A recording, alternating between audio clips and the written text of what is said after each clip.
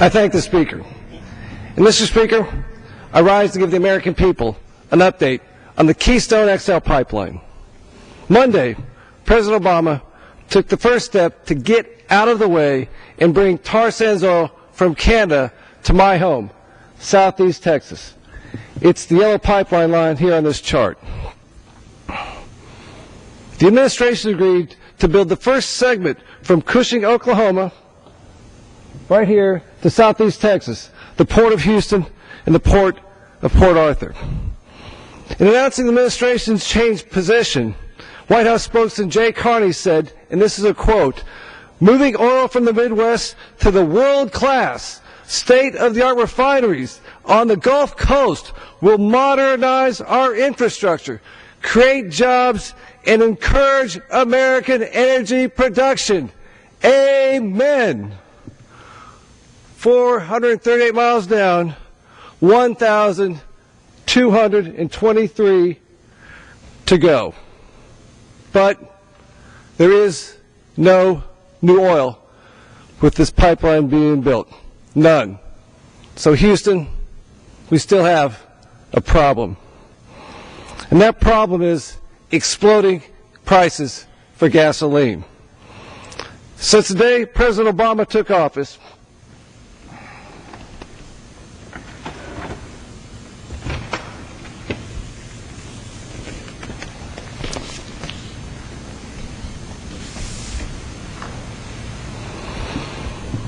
he took office on January 20th, 2009. Since that time, gasoline prices have doubled from $1.84 per gallon to over $3.70 per gallon. Doubled. This hits Texas families hard. If you have a pickup truck with a 24-gallon gas tank and fill it up every 2 weeks, that's $90 increase in gas expenses per month. There goes the $1,000 every American got by the payroll tax cut extension, something we fought for 2 months here in Congress, just thrown away. In a speech in Miami, our president said that there was, quote, no magic bullet, unquote, to lower gas prices. And there's some truth to that statement. The president is limited in what he can do to lower gas prices, but there's a lot a president can do to increase gas prices. And unfortunately, President Obama's policies have put us on a path to the worst summer for gas prices in our country's history. We enter this summer with the highest gas prices in our country's history at this time of the year. They're only going to go up. The president had a knee-jerk reaction to the Gulf of Mexico, the spill there. He shut the Gulf down for nearly a year. That's at least 10 American rigs that left the Gulf for overseas, taking American energy with them and American jobs. He chose Hollywood elites and radical environmentalists over American unions and the American people by putting the Keystone Pipeline in limbo. And while a small portion of the 20,000 jobs the full pipeline would have created are going to be kept by this new decision, 4,000 of them, we still have no new oil. 80,000 barrels a day flowing through the Keystone XL pipeline is not going to happen. We're just basically building another lane on the freeway.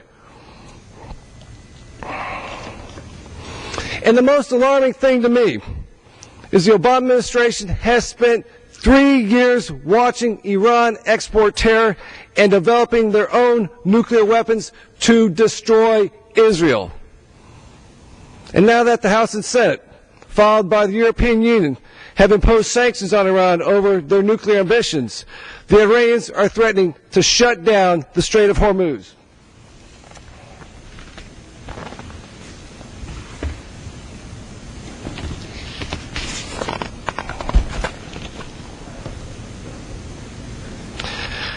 This is a map of the Strait of Hormuz. And as a former naval aviator who deployed for 6 months to the region in 1994 and flew low-level missions through the strait, I can tell you that the Iranian threat to shut it down is real, very real. It's a narrow body of water, 30 miles wide at some points. It's worse because as you can see, the sea lanes where the ships go through, the commerce goes through, are very close to Iran. This island over here, Abu Musa, that is an Iranian military base. There's an old saying that a picture is worth 1,000 words. And this is our president as a candidate in 2007 at a gas station 2008 in Indianapolis. What's missing? Actions to support low gas prices at that time. I urge the president to listen to the American people and to fully approve the Keystone XL pipeline. Do it now. Put America back in business. Gentleman's time has expired. The chair recognizes the gentlelady from North Carolina.